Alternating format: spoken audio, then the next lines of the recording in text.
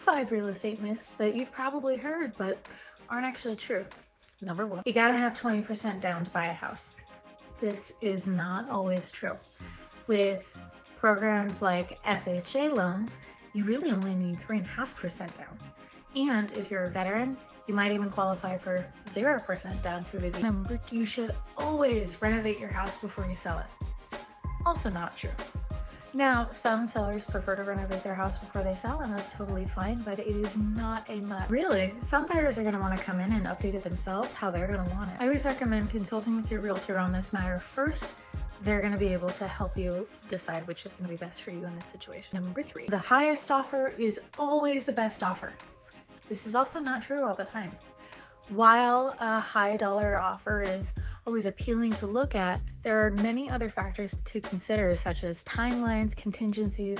Do they have a house to sell before they need to move it? How much are they going to ask you to repair?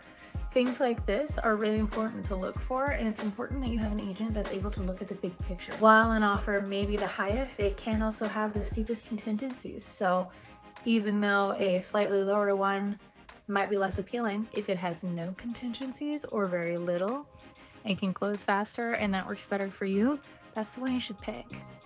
Number 4, you don't need an agent during the internet age. While legally this is true, you don't have to have an agent to buy or sell a home. And there are many websites that claim to be able to act as a realtor all on its own. Nothing replaces, one, the human interaction, and also, as a realtor, my job is to look out for my client's best well-being, not whatever is mathematically the best, or even what has the highest chance of being accepted. My job is to look out for your best interests, keep your timeline going and on track, and also to help you avoid some costly mistakes. These are things that folks who decide not to use an agent on either side of the deal often run into. Number 5, spring and summer are the only times to buy a house. This is also not true. In the wintertime, 1, houses still sell. Houses sell all year round, other than that. And there's less competition on the buy side typically.